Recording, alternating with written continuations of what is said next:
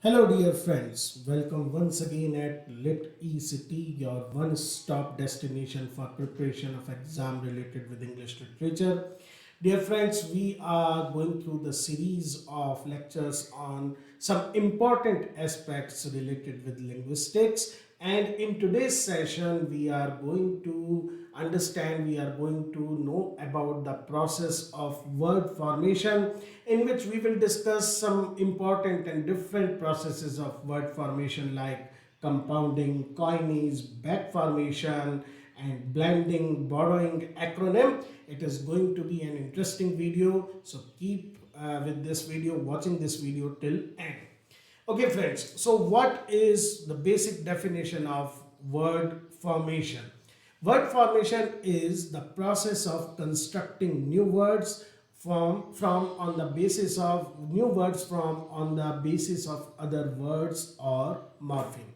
Now, dear friends, each language, any language is actually never static. It always goes on making new words, forming new words because of new demands, new circumstances, new inventions, new social conventions. So this process goes on. Some words become obsolete, or we can say out of date, and other new words are formed, and this process is called word formations. Now, new words are regularly introduced in the language, and they are formed by making a new lexemes. Now, lexeme is the minimum unit containing a meaning, a word, that is called lexeme, or we can say lexicology, lexicography, the lexical. These all words come from the root lexid, which means a word with a meaning. So new lexemes out of old ones. This is also known as derivational morphology. Morphology is the shape of word and how from the old ones you derive some new words. The most common ways of forming new words, the process is known as conversion. While we add an affix to previously existing form, or we alter their word class from noun to verb, from adjective to noun, or combining them to produce compounds. Let's have a quick look at some processes of word formation. Compounding, very common one, we find it in daily practices. Coining, this is rather a, we can say, less used method of word formation, in which a word is newly coined according to a very special type of circumstances. Back formation, it is also very popular one. Blending, clipping, borrowing, acronymy. We are going to discuss all these one by one. So we will start with compounding. Now, what is compounding? When we join two separate words to produce a single form, this process is known as compounding. Now, in this process, the combining process or the compounding is very common in languages like German and English. In some other languages, it is not so popular, but because of typical structure of English, it is quite easy in English to combine or to join two separate words. Now, the compounding can be done in various ways, because in English language, different parts of a speech can be combined to make new words. So it's not always that one particular word class they are joined.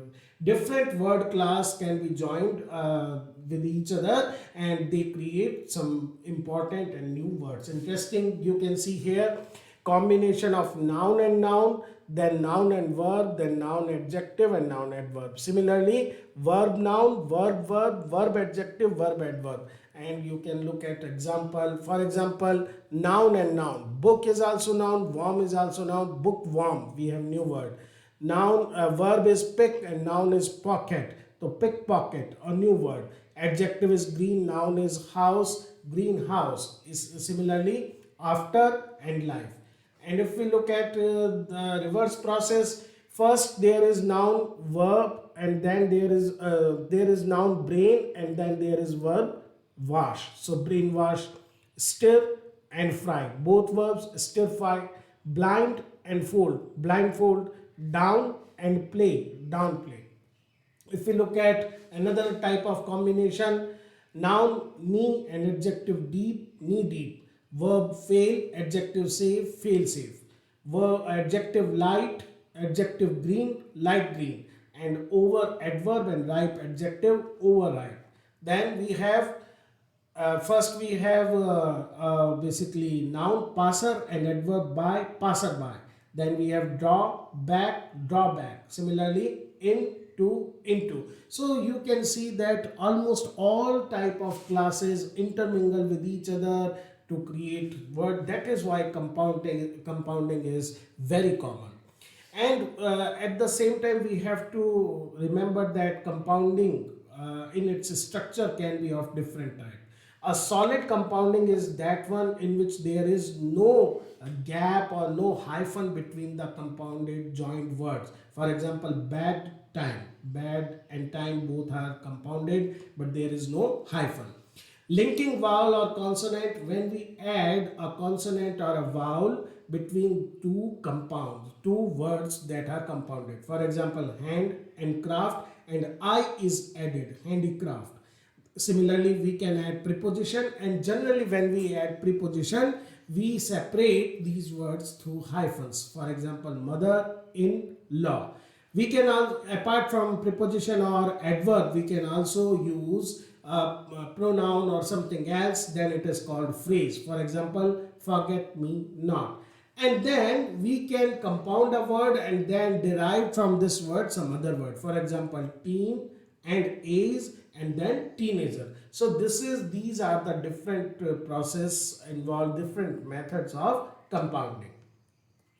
Our next type of word formation is coinage. As I have already mentioned, it is the least common word formation process, and it refers to the creation of entirely new, previously non-existent word or terms in a language. The most typical sources are invented trade names for commercial products that become general terms. Sometimes a particular brand name acquires the status of generic name for that product. What we mean that something was invented by some person, because he or she invented that, the product is known by their name, and gradually when others also manufacture, produce that particular product, even then it is known by the initial inventor. That's how a word is formed. Similarly, a brand becomes so popular. If we took example of India, Surf, Colgate, these are name of brands, but they represent a particular entity, and then we can say that they have become a sort of a new coinage in the dictionary. Similarly, there are other processes depending upon a particular circumstance. We have to invent a word. We can see example of this type of coinage in everyday life. Here you can look at this lady, and she is using the photocopier machine of Canon company, but still she is using the common word for this photocopying process, Xerox. Let me quickly have the Xerox of this paper. Now Xerox and Canon both are brands of photocopier machines, but Xerox becomes so popular that now the photocopying processor is also known as Xerox. Then similarly, have you ever Googled about Google on Google? It is very interesting that Google, the name itself was coined because of, we can say, spelling mistake, something like that. But then it became a name of a search engine, and later it acquired meaning of itself to search something. It becomes so popular that instead of being just a search engine, just another search engine, it became a word which indicate all type of search engines. So you can see in this example, have you ever Googled? So we have made Google a verb also about Google on Google. Another interesting example of coinage is the process called eponyms. What is basically an eponym? Eponym is the name given to those words which are derived from the name of a person, place, or thing. they become, as we have already discussed, so popular that those things or products are known by these persons. Even in literature also we have certain works, novels, whose title is on the basis of the protagonist. For example, if we say Oliver Twist, so Oliver Twist is name of the work and also the name of the protagonist on whose name it is made. So you can see many words like boycott, name of a person, Irish person, cardigan. He was an earl who had a typical dress code for his unit. Sandwich is basically Earl of Sandwich during First World War. It was a ready-made and quickly to be eaten dish. Nicotine is basically from Lord Nicote, who sent rolled tobacco. Jeans is from a town where this particular cloth came from. And Baudelaire is name of the person who made Shakespearean dramas readable for children by cutting objectionable kind of passages. All these and many other are such example when a person or a place give origin to a new name. We come to our next process, that is back formation. The process of back formation, as the name itself indicates, occurs when a new word is made by removing an affix. It is also known as back derivation, retrograde derivation, or de-affixation. This process is reverse of the most common practice of word formation, affixation. In affixation, we add a suffix or prefix to a stem to make new word. For example, pollute and pollution. But in back formation, we remove an affix from a word. That is why it is called back formation. Initially, the word is longer. We cut down and make a particular suffix or prefix, and we change its class. Now, like affixation, back formation also changes the class of the source word because we remove the affix.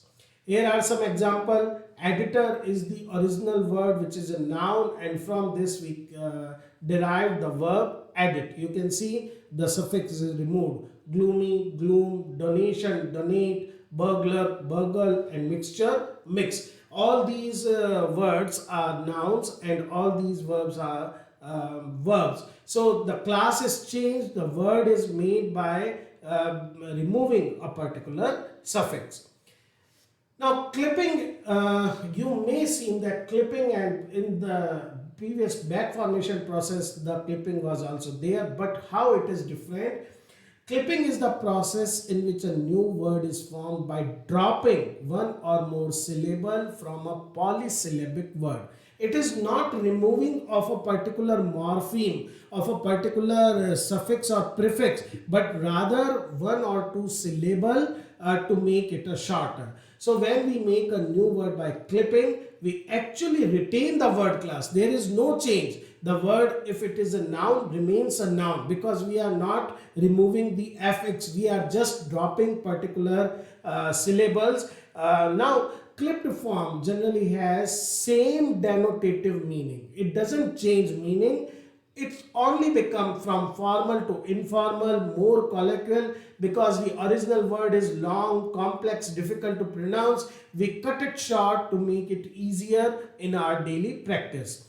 Here are some examples. Advertisement, quite a long word, and instead what we hear or read in our daily life, ad. Similarly, instead of saying cellular phone, we call it cell phone. Examination, exam. Photograph, photo, and science fiction, sci-fi. Here you can also see that clipping can be done in two ways, either just removing these words or adding a hyphen between two words. Here, dear friends, remember this thing that when we clip a word, we never use dot after that clipped word. It is always used in abbreviations. Hypochonism. A hypochonism is a special type of clipping in which a word, particularly a name, is shortened to form a pet name, nickname, or term of endearment. So it is another form when we basically call somebody who is close to us. we use this particular type of clipping, hypochonism. It is derived from the Greek word meaning to use child talk. Now, in this process of reduction, an additional vowel is sometimes added in the end to form a shorter or altered name. For example, Elizabeth. Now you can say Liz. Liz should be called a proper hypochorism, but we add some IE. Generally, it is always I or Y sound which is added. Jennifer, Jenny, William. We can both have Will or Willie. In all these examples, a name is basically shortened, clipped, reduced, and sometimes an additional vowel is added in the end. It is basically from formal once again to informal. That is known as hypochorism.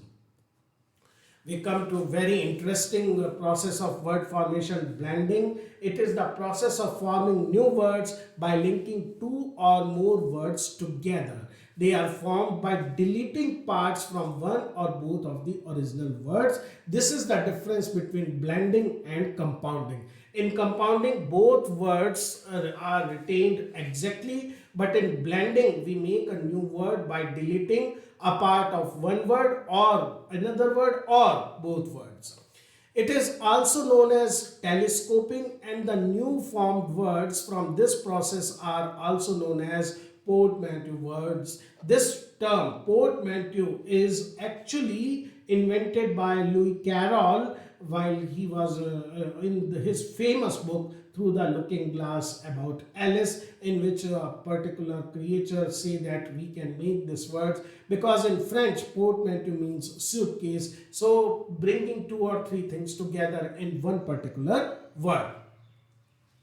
Now there are various ways in which two words can be blended to form new words. For example, we can have from first word, first part, and the last part of second part, and then we have blend. Here you can see some examples. Binary, we take by, and digit, we take it, and the blend is bit. So you can see first part of the first word and last part of the last word. Breakfast, lunch, brunch. Hindi, English, Hinglish. Smoke, folk, smoke. So this is the first way in which blend is made. Now the second way part is both words are from the both words first part is taken and then blended. For example, cybernetic and organism, cyb and org, cyborg, or we can say situational comedy, sitcom, biography, picture, biopic. The third type of blending is the complete first word and the last part of the second word. So first word there is no deleting, the whole word is taken. Stay plus vacation, staycation. Desk plus breakfast, desk fast. Work plus alcoholic, workaholic. So here you can say the complete first word is taken, but from the second part only, the second word only the last part is taken. And fourth process is complete first part, first part of the word first and complete second word. Europe plus Asia, Eurasia. Friend plus enemy, frenemy. Emotion plus icon, emoticon. Documentary plus drama, docudrama. Here the process is reversed. And from the first word only first part is taken and the complete second word is taken. So this is how we do blending, and then we come to borrowing, which is very interesting part of word formation. The process of taking a word from one language and adapting it to another language is called borrowing. In other words, when one language imports word from other language, it is called borrowing. The word that is borrowed is called a borrowing, a borrowed word, or a loan word. This is also important, loan word. Now, because of this rapid growth of international relation, easier communication, it has greatly increased the process of borrowing words from languages. There may be different factors behind borrowing. There may be that we are in an international or where two different languages are spoken, and there is a lack of word which is equivalent to some other word in recipient language. It was when it was colonial period, European languages were considered to be prestigious languages, and because of these particular prestige associated with that language, the words have been taken from that language. For example, car, this word, which was actually, it was car, we know, first invented and manufactured in European countries. When when other countries saw this thing, they don't have either word for it, and then it has prestige also related with it. There is another process related with borrowing is loan shift. It occurs when native words are adapted but with a new meaning. In this process, the phonological form of the source word is retained, but its meaning is somewhat altered in recipient language. Otherwise, what happens in borrowing? If we are borrowing directly, the word, pronunciation, and its meaning, everything is borrowed. While in loan shift, there is loan of a word, the sound or pronunciation of the word is retained, but its meaning is not exactly what it is in source language. Then we have another variety, a loan translation or a calque, which occurs when the native language uses an item for item native translation of the original. So instead of borrowing the word in the original language, the term is translated as it is. It is so that is why a special type of borrowing, instead of importing the original word, translation of that word is used by the recipient language. Obviously, in the original language, the meaning may have a figurative connotation, but when it is translated, it loses that particular figurative thing. Here are some example. The Spanish word sangre azul, which is taken as it is by English but translated blue blood. Similarly, Dutch word mistresstuk, which in English become masterpiece. French vers libre, then it becomes free verse, and Ubermensch, English Superman. Now, I want to emphasize this thing. It is not just translation. It is literal translation where the language, recipient language, which translate the original word basically do not contain the figurative sense. It just to translate it as it is. Now we will see some maps how English has borrowed from other languages. For example, French, from French it has borrowed words like a la carte, ballet, chauffeur, denim, pioneer. From Arabic languages it has borrowed alcohol, average, coffee, cotton, lemon. From Spanish, fiesta, macho, plaza, cargo, bonanza. From Hindi, varanda, bandana, chit, pajama. Chit is from chitti if you are puzzled about how chit came to be, and juggernaut is from Jagannath. So you never know how a word can be borrowed by another language.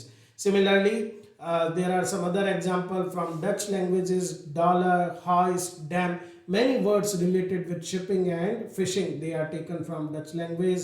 Then from Italian we have volcano, fiasco, scenario, solo. From Afrikaans, languages of Africa, we have cola, zumbo, voodoo. And from Latin, there are so many words like acumen, cull, fertile, precarious. There are, it is not an exhaustive list.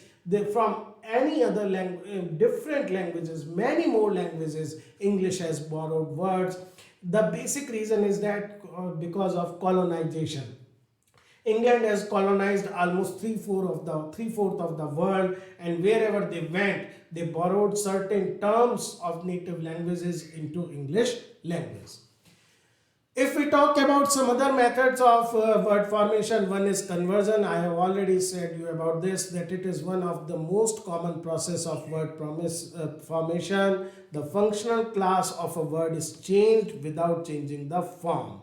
For example, noun, email, verb, email, bottle, bottle, butler, butter, butter.